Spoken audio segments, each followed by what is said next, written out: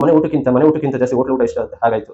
ನಮ್ಮ ಮನೆ ಊಟ ಅಂದ್ರೆ ನಮ್ಮ ಕನ್ನಡ ಸಿನಿಮಾ, ಹೋಟ್ಲು ಊಟ ಅಂದ್ರೆ ಅದರ್ ಸ್ಟೇಟ್, ಅದೇ ಅನ್ಯ ಭಾಷೆ ಸಿನಿಮಾಗಳು ಅಂತ ಹೇಳ್ಬೋದು. ಅನ್ಯ ಭಾಷೆಗಳಿಗೆ ಎಷ್ಟೇ ಟಿಕೆಟ್ ಪ್ರೈಸ್ ಇಟ್ಟರು ನಮ್ಮ ಜನ ಹೋಗಿ ನೋಡ್ತಾರೆ.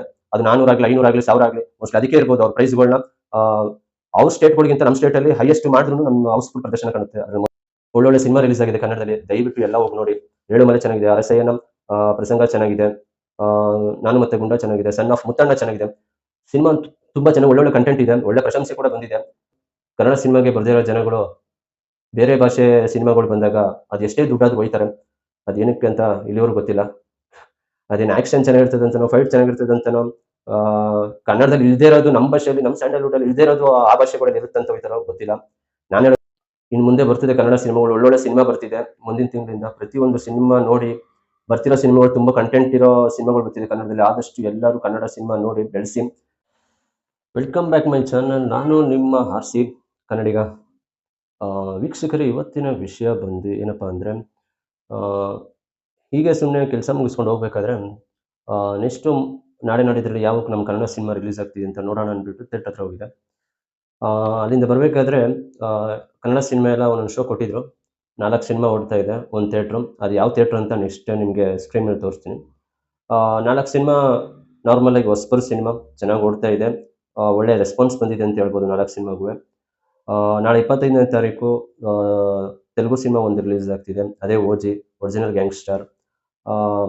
ಅದನ್ನ ಒಂದು ರಿಲೀಸ್ ಆಗ್ತಿದೆ ಸಿನಿಮಾ ನಾಳೆಗೆ ಗುರುವಾರ 25ನೇ ತಾರೀಕು ಆ ಸಿನಿಮಾ ರಿಲೀಸ್ ಆಗ್ತಿದೆ. ಅದ್ರದ್ದು ಟಿಕೆಟ್ ಪ್ರೈಸ್ ನೋಡಿದೆ. ನಮ್ಮ ಸಿನಿಮಾಗೂ ಆ ಸಿನಿಮಾಗೂ ಎಷ್ಟು ಟಿಕೆಟ್ ಪ್ರೈಸ್ ವ್ಯತ್ಯಾಸ ಇದೆ ಅಂದ್ರೆ ನೀವು ನಂಬಕ್ಕಾಗಲ್ಲ, ಅಷ್ಟು ಡಿಫ್ರೆನ್ಸ್ ಇದೆ.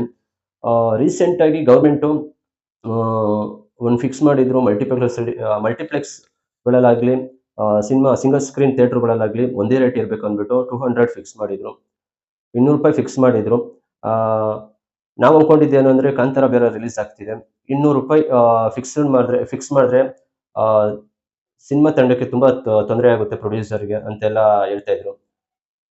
ಅದಕ್ಕೆ ಮುಂಚೆ ಹೇಳ್ಬೇಕಂದ್ರೆ ₹200 ಮಲ್ಟಿಪ್ಲೆಕ್ಸ್ ಆಗಲಿ, ಕನ್ನಡ ಇದು ಸಿಂಗಲ್ ಸ್ಕ್ರೀನ್ ಆಗಲಿ ಮಾಡ್ತಿರೋದು ಒಳ್ಳೆ ವಿಷಯನೇ. ಅದು ಮಾಡಬೇಕು. ಆ ಥರ ಮಾಡಿದಾಗಲೇ ಕಡಿಮೆ ರೇಟಿಗೆ, ಕಡಿಮೆ ಬೆಲೆ ಇದ್ದಾಗ ಟಿಕೆಟ್ ತಗೊಂಡು ಜನ ಬಂದು ಸಿನಿಮಾ ನೋಡ್ತಾರೆ. ಅದಕ್ಕೆ ನಮ್ಮದು ಬೆಂಬಲ ಕೂಡ ಇತ್ತು. ರೀಸೆಂಟಾಗಿ ಅದು ಅಪ್ರೂವಲ್ ಆಗಿದೆ ಗೌರ್ಮೆಂಟ್ ಕಡೆಯಿಂದ. ಇನ್ನು ಮುಂದೆ ಕರ್ನಾಟಕದಲ್ಲಿ ಯಾವುದೇ ಸಿನಿಮಾ, ಯಾವುದೇ ಭಾಷೆ ಸಿನಿಮಾ ರಿಲೀಸ್ ಆದ್ರೂ ಮ್ಯಾಕ್ಸಿಮಮ್ ₹200 ಟಿಕೆಟ್ ಅಂತ ಹೇಳಿದ್ರು.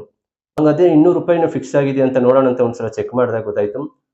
ಆಲ್ರೆಡಿ ನಾನು ಒಂದ್ಸಲ ಫೋನಲ್ಲಿ ನೋಡಿದ್ದೆ ಎಷ್ಟು ಟಿಕೆಟು ಏನು ಅಂತ. ಆದರೆ ಡೈರೆಕ್ಟಾಗಿ ನೋಡೋಣ ಅಂದ್ಬಿಟ್ಟು ಥಿಯೇಟರ್ ಹತ್ರ ಹೋದಾಗ, ಕನ್ನಡ ಸಿನಿಮಾ ಯಾವ್ದು ರಿಲೀಸ್ ಆಗ್ತಿದೆ ಅಂತ ನೋಡೋಣ ಅಂತ ಹೋದಾಗ, ನನಗೆ ಅಲ್ಲಿ ಒಂದು ತೆಲುಗು ಸಿನಿಮಾ ರಿಲೀಸ್ ಆಗೋಕ್ಕೆ ರೆಡಿ ಇತ್ತು ನಾಳೆಗೆ. ಅದು ಯಾವ ಸಿನಿಮಾ, ಎಷ್ಟು ಟಿಕೆಟು ಅಂತ ಅಲ್ಲಿ ನೋಟಿಸ್ ಹಾಕಿದ್ರು ಅವರು ಫಿಲಮ್ ಪೋಸ್ಟರಲ್ಲಿ. ಎಷ್ಟು ಗಂಟೆ ಶೋ, ಎಷ್ಟು ಟಿಕೆಟು ಎಲ್ಲ ಹಾಕಿದ್ರು. ನಿಮಗೆ ಸ್ಕ್ರೀನಲ್ಲಿ ತೋರಿಸ್ತೀನಿ ನೋಡಿ.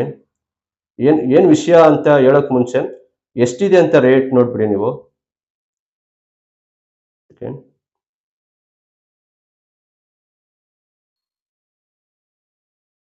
ನೋಡ್ತಾ ಇದ್ದೀರಾ?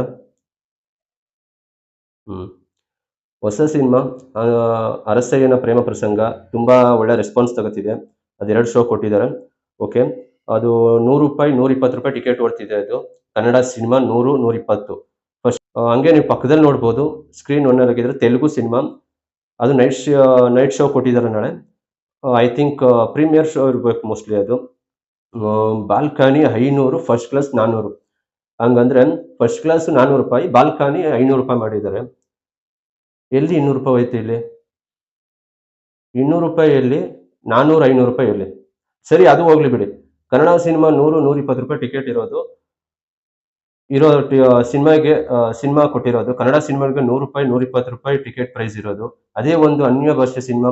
ಈಗಲೇ ಹೇಳ್ತಿದ್ದೀನಿ, ಯಾವುದೇ ಅನ್ಯ ಭಾಷೆಗೆ ವಿರುದ್ಧವಾಗಿ ನಾನು ಮಾತಾಡ್ತಿಲ್ಲ. ನಾನು ಹೇಳ್ತಿರೋದು ನಮ್ಮ ಕನ್ನಡ ಸಿನಿಮಾ ಬಗ್ಗೆ. ನಮ್ಮ ಕರ್ನಾಟಕದಲ್ಲಿ ಯಾವುದೇ ಸಿನಿಮಾ ಆದ್ರೂ ಅದು ನಮ್ಮ ಭಾಷೆನೇ ಆಗಿರ್ಬೋದು, ಬೇರೆ ಭಾಷೆನೇ ಆಗಿರ್ಬೋದು, ಎಲ್ಲರೂ ಒಂದೇ ಇರಬೇಕು.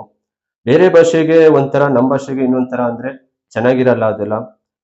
₹200 ಮ್ಯಾಕ್ಸಿಮಮ್ ಅಂತ ಹೇಳಿ ಇವಾಗ ಅದಕ್ಕೆ ಪರ್ಮಿಷನ್ ಕೊಟ್ಟರು ಇವರು. ಗೌರ್ಮೆಂಟ್ ಕಡೆಯಿಂದ ಪರ್ಮಿಷನ್ ಕೊಟ್ಟಿದ್ದಾರೋ, ಇಲ್ಲಾಂದ್ರೆ ಸಿನಿಮಾ ಏನು ವಾಣಿಜ್ಯ ಮಂಡಳಿ ಇದೆ ಅವ್ರು ಕೊಟ್ಟಿದ್ದಾರೋ ಏನೋ ಒಂದು ಗೊತ್ತಿಲ್ಲ. ಆದ್ರೆ ನೀವು ನೋಡ್ಬೋದು,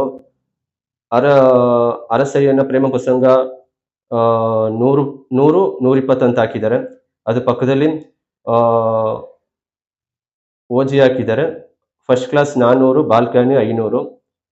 ಹಾಗೆ ನೀವು ಪಕ್ಕದಲ್ಲಿ ನೋಡಿದ್ರೆ ಏಳುಮಲೆ ಸಿನಿಮಾ ಇದೆ. ತುಂಬಾ ಚೆನ್ನಾಗಿ ಒಳ್ಳೆ ರೆಸ್ಪಾನ್ಸ್ ಆಗಿ ಹೌಸ್‌ಫುಲ್ ಪ್ರದರ್ಶನ ಕಾಣ್ತಿದೆ ಅಂತಾನೆ ಹೇಳ್ಬೋದು. ಕೆಲವು ಥಿಯೇಟರ್‌ಗಳಲ್ಲಿ. ಅದು ಕೂಡ ₹100, ₹120, ಮ್ಯಾಕ್ಸಿಮಮ್ ₹120 ಅಷ್ಟೇ ಟಿಕೆಟ್ ಇರೋದು. ಇದು ತುಂಬಾ ದಿನ ಆಗಿದೆ ರಿಲೀಸ್ ಆಗಿ, ಅದಕ್ಕೆ ಕಡಿಮೆ ಮಾಡಿದಾರಂತಲ್ಲ.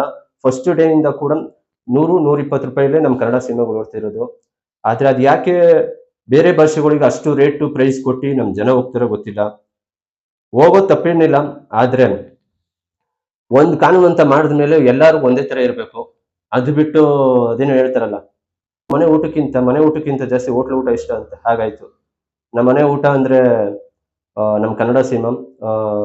ಹೋಟ್ಲು ಊಟ ಅಂದ್ರೆ ಅದರ್ ಸ್ಟೇಟ್, ಅದೇ ಅನ್ಯ ಭಾಷೆ ಸಿನಿಮಾಗಳು ಅಂತ ಹೇಳ್ಬೋದು. ಅನ್ಯ ಭಾಷೆಗಳಿಗೆ ಎಷ್ಟೇ ಟಿಕೆಟ್ ಪ್ರೈಸ್ ಇಟ್ರು ನಮ್ ಜನ ಹೋಗಿ ನೋಡ್ತಾರೆ. ಅದು 400 ಆಗ್ಲಿ, 500 ಆಗ್ಲಿ, 1000 ಆಗ್ಲಿ, ಮೋಸ್ಟ್ಲಿ ಅದಕ್ಕೆ ಇರ್ಬೋದು ಅವ್ರ ಪ್ರೈಸ್‌ಗಳ್ನ. ಅವ್ರ ಸ್ಟೇಟ್‌ಗಳಿಗಿಂತ ನಮ್ ಸ್ಟೇಟಲ್ಲಿ ಹೈಯೆಸ್ಟ್ ಮಾಡಿದ್ರುನು ನಮ್ ಹೌಸ್‌ಫುಲ್ ಪ್ರದರ್ಶನ ಕಾಣುತ್ತೆ. ಅದ್ರಲ್ಲಿ ಮೊದಲನೇದಾಗಿ ನಮ್ಮವರೇ ಹೋಗ್ತಾರೆ. ಅದು ಬುಕ್ ಮಾಡ್ಕೊಂಡು ಹೋಗ್ತಾರೆ. ಫಸ್ಟ್ ಡೇ ಫಸ್ಟ್ ಶೋನೇ ಹೋಗ್ತಾರೆ. ಆದ್ರೆ ಕನ್ನಡ ಸಿನಿಮಾಗೆ ಯಾರು ಹೋಗಲ್ಲ ಅಷ್ಟು ಈಸಿಯಾಗಿ. ಫಸ್ಟ್ ಡೇ, ಸೆಕೆಂಡ್ ಡೇ ನೋಡ್ತಾರೆ, ಥರ್ಡ್ ಡೇ ಹೋಯ್ತಾರೆ. ಯೋಚನೆ ಮಾಡಿ ಹೋಗ್ತಾರೆ ಅದುವೆ. ಆ ಪರಿಸ್ಥಿತಿ ಬಂದಿದೆ. ನನ್ ಕ್ವೆಶ್ಚನ್ ಏನು ಅಂದ್ರೆ, ಇವಾಗ ₹200 ಮ್ಯಾಕ್ಸಿಮಮ್ ಅಂದ್ಮೇಲೆ ಇದು ಹೇಗ್ ಬಂತು? ₹400, ₹500 ನಾರ್ಮಲ್ ಇದು ಥಿಯೇಟರ್, ನಾರ್ಮಲ್ ಸಿಂಗಲ್ ಸ್ಕ್ರೀನ್ ಥಿಯೇಟರ್‌ಗಳು ಇವೆಲ್ಲ. ಇಲ್ಲಿ ₹400, ₹500 ಹೇಗ್ ಬಂತು? ಇನ್ ಮಾಲಲ್ಲಿ ಎಷ್ಟಿರ್ಬೋದು? ಇಲ್ಲೇ ₹400, ₹500 ಅಂದ್ರೆ ಇನ್ನು ಮಲ್ಟಿಪ್ಲೆಕ್ಸ್‌ಗಳಲ್ಲಿ 700, 800, 1000, 1,50,000 ಇದ್ದೇ ಇರುತ್ತೆ ಕನ್ಫರ್ಮ್. ನಮ್ ಜನ ಅಂತೂ ಹೋಗೇ ಹೋಯ್ತಾರೆ. ಅದ್ರಲ್ಲಿ ಅನ್ಯ ಭಾಷಿಕರು ಹೋಯ್ತಾರೋ ಇಲ್ವೋ ಗೊತ್ತಿಲ್ಲ ಅವ್ರ ಸಿನಿಮಾ ನೋಡಕ್ಕೆ. ಆದ್ರೆ ನಮ್ಮವ್ರಂತೂ ಮೊದ್ಲೇ ಹೋಗಿರ್ತಾರೆ. ಏನಪ್ಪಾ ಬೇಜಾರಂದ್ರೆ ಇವಾಗ ಮಾಡಿದ್ರೆ ಎಲ್ಲಾರು ಒಂದೇ ಇರ್ಬೇಕು. ಮ್ಯಾಕ್ಸಿಮಮ್ 200 ಅಂದ್ರೆ 200. ಕನ್ನಡ ಸಿನಿಮಾ ಆಗ್ಲಿ, ತಮಿಳ್ ಆಗ್ಲಿ, ತೆಲುಗಾಗ್ಲಿ, ಹಿಂದಿ ಆಗ್ಲಿ, ಯಾವುದೇ ಸಿನಿಮಾ ಆದ್ರೂ ಒಂದೇ ಪ್ರೈಸ್ ಇರ್ಬೇಕು. ಆದ್ರೆ ನಮ್ಮ ಭಾಷೆಯಲ್ಲಿ ನಮ್ಮೂರಲ್ಲೇ ನಮ್ಮ ಭಾಷೆಗೆ ಕಡಿಮೆ ಪ್ರೈಸ್ ಕೊಟ್ಟಿ ಬೇರೆ ಭಾಷೆಗೆ ಅಷ್ಟು ಪ್ರೈಸ್ ಹೈಕ್ ಮಾಡಿರೋದು ಯಾಕಂತ ಇನ್ನೂ ಗೊತ್ತಿಲ್ಲ.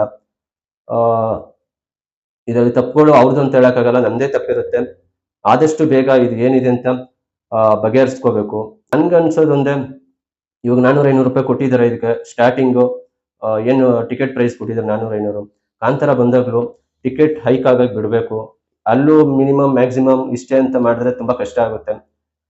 ಎಲ್ಲರೂ ಒಂದೇ ತರ ಇರ್ಬೇಕು ಅಂತ ನನ್ನ ಅಭಿಪ್ರಾಯ. ಎಲ್ಲೋ ಒಂದ್ ಕಡೆ ಬೇಜಾರಾಗುತ್ತೆ. ನಮ್ಮ ಭಾಷೆಗಳಿಗೆ ₹100, ₹120 ಕೊಟ್ಟು ಒಂದ್ ಸಿನಿಮಾಗೆ ಹೋಗಲ್ಲ. ಅದೇ ಅನ್ಯ ಭಾಷೆಗಳಿಗಂದ್ರೆ 400, 500, 1000 ಆದ್ರೂ ನಮ್ ಜನ ಹೋಯ್ತಾರೆ. ಯಾಕಂತ ಗೊತ್ತಿಲ್ಲ. ನೋಡಿ, ₹400, ₹500 ಒಂದ್ ಸಿನಿಮಾ ನೋಡ್ಬೋದು ಅಂದ್ರೆ, ಅದೇ ನಮ್ ಕನ್ನಡ ಸಿನಿಮಾ 4 ಸಿನಿಮಾ ನೋಡ್ಬೋದು. ಅದೇ ₹400, ₹500. ಒಳ್ಳೊಳ್ಳೆ ಸಿನಿಮಾ ರಿಲೀಸ್ ಆಗಿದೆ ಕನ್ನಡದಲ್ಲಿ. ದಯವಿಟ್ಟು ಎಲ್ಲ ಹೋಗಿ ನೋಡಿ. ಏಳುಮಲೆ ಚೆನ್ನಾಗಿದೆ, ಅರಸಯ್ಯನ ಪ್ರಸಂಗ ಚೆನ್ನಾಗಿದೆ, ಆ ನಾನು ಮತ್ತೆ ಗುಂಡ ಚೆನ್ನಾಗಿದೆ, ಸನ್ ಆಫ್ ಮುತ್ತಣ್ಣ ಚೆನ್ನಾಗಿದೆ. ಸಿನಿಮಾ ತುಂಬಾ ಚೆನ್ನಾಗಿ ಒಳ್ಳೊಳ್ಳೆ ಕಂಟೆಂಟ್ ಇದೆ. ಒಳ್ಳೆ ಪ್ರಶಂಸೆ ಕೂಡ ಬಂದಿದೆ. ನಾನು ಒಬ್ಬ ರಿವ್ಯೂವರ್ ಆಗಿ, ಒಬ್ಬ ಪಬ್ಲಿಕ್ ಆಗಿ, ಸಿನಿಮಾ ಪ್ರಿಯನಾಗಿ ಹೇಳೋದು ಒಂದೇ, ಫಸ್ಟ್ ಕನ್ನಡ ಸಿನಿಮಾ ನೋಡಿ. ಇವಾಗ ಏನ್ ಪ್ರೈಸ್ ಮಾಡಿದ್ರೆ ನಮ್ಗೇನ್ ಪ್ರಾಬ್ಲಮ್ ಇಲ್ಲ, ಮಾಡಿದ್ದೀರಾ. ನಮ್ಮ ಕನ್ನಡ ಸಿನಿಮಾಗಳು ಅಷ್ಟೇ ಪ್ರೈಸು ಇಟ್ಟಾಗ್ಲೂ ಸಿನಿಮಾಗಳು ನೋಡಿ ಅಂತ ಹೇಳ್ಕೊತೀನಿ. ಯಾಕಂದ್ರೆ ಹಾಕಿದ್ವ ಪ್ರೊಡ್ಯೂಸರ್ ಬಂಡವಾಳ ಹಾಕಿರ್ತಾನೆ. ಸೊ ಅವ್ರ ಬಂಡವಾಳ ತೆಗಿಬೇಕಂದ್ರೆ ಪ್ರೈಸ್ ಜಾಸ್ತಿ ಮಾಡೇ ಮಾಡ್ತಾರೆ, ತಪ್ಪು ಅನ್ನಕ್ಕಾಗಲ್ಲ. ಅದೇ ರೀತಿ ಹೇಗೆ ಬೇರೆ ಸಿನಿಮಾಗಳಿಗೆ, ಬೇರೆ ಭಾಷೆ ಸಿನಿಮಾಗಳಿಗೆ ಸಪೋರ್ಟ್ ಮಾಡ್ತೀರಾ ನಮ್ ಜನ, ಚೆನ್ನಾಗಿರ್ಲಿ ಚೆನ್ನಾಗಿಲ್ದೇ ಇರ್ಲಿ, ₹1000, ₹1,50,000 ಎಲ್ಲ ಕೊಟ್ಟು ಹೋಗ್ತೀರಾ. ಅದೇ ತರ ನಮ್ ಕನ್ನಡ ಸಿನಿಮಾ 150, 200 ಆದಾಗ ಟಿಕೆಟು ಜಾಸ್ತಿ ಆಯ್ತು ಅಂತ ಕೇಳಕ್ ಹೋಗ್ಬೇಡಿ. ಸಿನಿಮಾನ ಹೋಗಿ ನೋಡಿ. ಚೆನ್ನಾಗಿರ್ಲಿ ಬಿಡ್ಲಿ ಅದು ಸೆಕೆಂಡ್ರಿ. ಆದ್ರೆ ಒಂದ್ಸಲ ಆದ್ರೂ ಕನ್ನಡ ಸಿನಿಮಾಗಳನ್ನ ನೋಡಿ ಅಂತ ನಾನು ಕೇಳ್ಕೊಳ್ಳೋದಷ್ಟೇ. ಒಂದ್ ಕಡೆ ಎಲ್ಲೋ ಬೇಜಾರಾಗುತ್ತೆ. ಕನ್ನಡ ಸಿನಿಮಾಗೆ ಬರ್ದೇ ಇರೋ ಜನಗಳು ಬೇರೆ ಭಾಷೆ ಸಿನಿಮಾಗಳು ಬಂದಾಗ ಅದು ಎಷ್ಟೇ ದುಡ್ಡಾದ್ರೂ ಒಯ್ತಾರೆ. ಅದ್ ಏನಕ್ಕೆ ಅಂತ ಇಲ್ಲಿವರೆಗೂ ಗೊತ್ತಿಲ್ಲ. ಅದೇನ್ ಆಕ್ಷನ್ ಚೆನ್ನಾಗಿರ್ತದಂತನೋ, ಫೈಟ್ ಚೆನ್ನಾಗಿರ್ತದಂತನೋ, ಆ ಕನ್ನಡದಲ್ಲಿ ಇಲ್ದೇ ಇರೋದು ನಮ್ಮ ಭಾಷೆಯಲ್ಲಿ, ನಮ್ಮ ಸ್ಯಾಂಡಲ್‌ವುಡ್ ಅಲ್ಲಿ ಇಲ್ದೇ ಇರೋದು ಆ ಭಾಷೆಗಳಲ್ಲಿ ಇರುತ್ತಂತ ಹೋಯ್ತಾರೋ ಗೊತ್ತಿಲ್ಲ. ನಾನ್ ಹೇಳೋದು ಒಂದೇ, ಯಾವುದೇ ಭಾಷೆ ಆಗ್ಲಿ, ಯಾವುದೇ ಸ್ಟಾರ್ ಆಗ್ಲಿ ಸಪೋರ್ಟ್ ಮಾಡೋಣ. ನಮ್ ಕರ್ನಾಟಕ, ನಮ್ ಬೆಂಗಳೂರು ಅಂದ್ಮೇಲೆ. ಆದ್ರೆ ಎಲ್ಲಾರ್ನು ಈಕ್ವಲ್ ಆಗಿ ನೋಡೋಣ. ನಾನ್ ಕೇಳ್ಕೊಳ್ಳೋದಷ್ಟೇ, ಕನ್ನಡ ಸಿನಿಮಾ ನೋಡಿ. ನಾಳೆ ಓಜಿ ರಿಲೀಸ್ ಆಗ್ತಿದೆ, ಹೋಗಿ ನೋಡಿ. ಕನ್ನಡ ವರ್ಷನ್ ಹೋಗಿ. ಕನ್ನಡ ರಿಲೀಸ್ ಆಗಿದ್ರೆ ಆದಷ್ಟು ಜನ ಹೋಗಿ. ಯಾಕಂದ್ರೆ ಕನ್ನಡ ವರ್ಷನ್ ಹೋದಷ್ಟು ಅವ್ರು ಕನ್ನಡ ಡಬ್ಬಿಂಗ್ ನಮ್ಗೆ ಕೊಡ್ತಾರೆ, ನಾವು ನೋಡ್ಬೋದು. ನಾವು ಅವ್ರ ಭಾಷೆಯಲ್ಲೇ ಸಿನಿಮಾ ನೋಡಕ್ ಹೋದ್ರೆ ಅವ್ರ ಭಾಷೆಯಲ್ಲೇ ರಿಲೀಸ್ ಮಾಡ್ತಾರೆ ಹೊರತು ನಮ್ಮ ಭಾಷೆಯಲ್ಲಿ ರಿಲೀಸ್ ಮಾಡಲ್ಲ. ನಾನು ಕೇಳ್ಕೊಳ್ಳೋದು ಒಂದೇ, ನಿಮ್ ದುಡ್ಡು, ನಿಮ್ ಇಷ್ಟ, ನೀವು ಯಾವ ಸಿನಿಮಾಗಾರ ಹೋಗ್ಬೋದು. ಆದ್ರೆ ಮೊದಲನೇದಾಗಿ ನಮ್ಮ ಸಿನಿಮಾಗೆ ಪ್ರಾಶಸ್ತ್ಯ ಕೊಡಿ. ನಂತರ ಬೇರೆ ಭಾಷೆಗೆ ಕೊಡಿ. ನಾನು ವೇಟ್ ಮಾಡ್ತೀನಿ. ಇವಾಗ 400-500 ಆದ್ರೂ ಓಜಿ ಸಿನಿಮಾ ಬುಕ್ ಮಾಡ್ಕೊಂಡು ಹೋಗ್ತಿದ್ರೆ ಆಲ್ರೆಡಿ ಆನ್‌ಲೈನ್ ಬುಕಿಂಗ್ ಓಪನ್ ಆಗಿದೆ. ಬುಕ್ ಆಗಿದೆ. ಆಲ್‌ಮೋಸ್ಟ್ ಹೌಸ್‌ಫುಲ್ ಆಗ್ತಿದೆ ಎಲ್ಲ. ಅದೇ ರೀತಿ ನಮ್ಮ ಕನ್ನಡ ಸಿನಿಮಾ ಕಾಂತಾರ ಬರ್ತಿದೆ. ಅದಕ್ಕೂ ಸಪೋರ್ಟ್ ಮಾಡಿ. ಅದು ಟಿಕೆಟ್ ಜಾಸ್ತಿ ಆಯ್ತು ಅಂತ ಅದಕ್ಕೂ ಒಂದು ಪೋಸ್ಟ್‌ಗಳು ಮಾಡ್ಕೊಂಡು ಅದನ್ನು ಒಂದು ಕಾಂಟ್ರೋವರ್ಸಿ ಮಾಡಬೇಡಿ. ಅದೆಷ್ಟೇ ಪ್ರೈಸ್ ಆಗಿದ್ರು, ಏನೇ ಆಗಿದ್ರು ಫಸ್ಟ್ ಶೋ ಫಸ್ಟ್ ದಿನ ಹೋಗಿ ಆದಷ್ಟು ಟಿಕೆಟ್ ತಗೊಂಡು ಥಿಯೇಟರ್‌ಗೆ ಹೋಗಿ ಸಿನಿಮಾ ನೋಡಿ.